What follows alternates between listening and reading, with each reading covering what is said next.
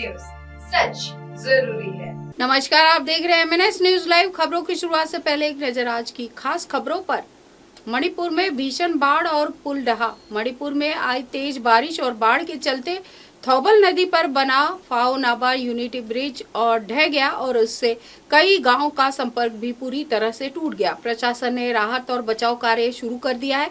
सेना और NDRF की टीमें प्रभावित इलाकों में पहुंच गई है। लोगों को सुरक्षित स्थानों पर शिफ्ट किया जा रहा है।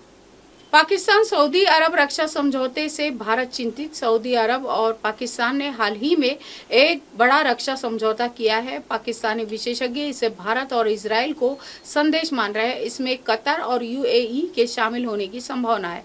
भारत सरकार इस पर कड़ी नजर रखे हुए है और विदेश मंत्रालय ने इसे क्षेत्रीय स्थिरता के लिए खतरा बताया है। कांग्रेस का बीजेपी पर आरोप वोट चोरी हो रही है। राहुल गांधी ने प्रेस कॉन्फ्रेंस पर कहा है कि देश में वोट चोरी हो रही है और चुनाव आयोग चुप बैठा है। उन्होंने मुख्य चुनाव आयुक्त ज्ञानेश कुमार पर सीधा आरोप लगाया कि वे वोट चोरी की रक्षा कर रहे हैं। भाजपा ने पलटवार करते हुए कहा है कि कांग्रेस पहले ही हार मान चुकी है। मामला राजनीतिक बहस का बड़ा मुद्दा बन गया है। दिल्ली NCR में वायु प्रदूषण पर फिर खतरा। केंद्रीय प्रदूषण नियंत्रण बोर्ड ने चेतावनी दी है कि इस बार सर्दियों में दिल्ली और आसपास के इलाकों में प्रदूषण खतरनाक स्तर पर जा सकता है। पराली जलाने और पटाखों के कारण स्थिति और बिगड़ेगी।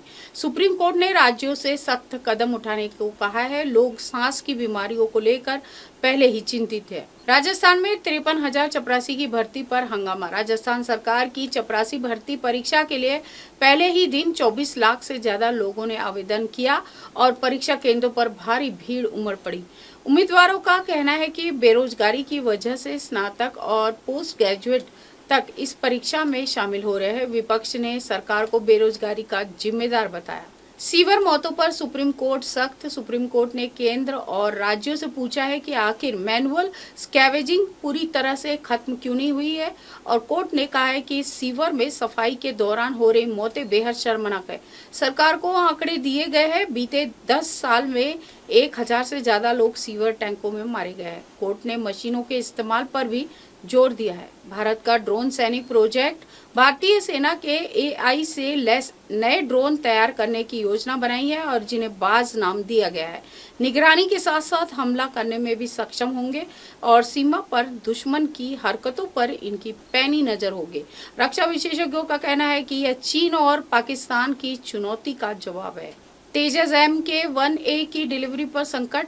HAL द्वारा बनाए जा रहे तेजस MK-1A फाइटर जेट की डिलीवरी अमेरिकी इंजन सप्लाई की कमी के चलते अटक सकती है। भारत ने 83 तेजस विमान ऑर्डर किए हैं और रक्षा मंत्रालय अब रूस और फ्रांस से वैकल्पिक सहयोग पर विचार कर रहे हैं। यह स्वदेशी रक्षा परियोजना की सबसे अहम कड़ी है। भारत ने रूस बेलारूस के संयुक्त सैन्य अभ्यास में हिस्सा लिया है। इसे अमेरिका और पश्चिमी देशों को संदेश माना जा रहा है कि भारत संतुलित विदेश नीति पर कायम है। रक्षा विश्लेषकों का कहना है कि भारत ने इस कदम से अपने सामरिक रिश्तों को और गहरा किया। नक्सल प्रभावित इलाके में बड़ा ऑपरेशन। छत्तीसगढ़ और झारखंड में सुरक्षा बलों ने 15 नक्सलियों को ढेर किया। इनकी तलाश कई महीनों से चल रही थी। मारे गए नक्सलियों में कुछ बड़े कमांडर भी बताए जा रहे हैं। भारी मात्रा में हथियार और विस्फोटक बरामद किए गए हैं। गृह मंत्रालय ने दावा किया है कि आने वाले समय में देश नक्सलवाद से पूरी तरह मुक्त होगा। हाय हेलो नमस्कार, मैं हूं पंकज विष्णु और आप देख रहे हैं MNS न्यूज। देखिए साईं बाबा की आरती लाइव शिरडी से हर रोज सुबह सिर्फ MNS न्यूज पर।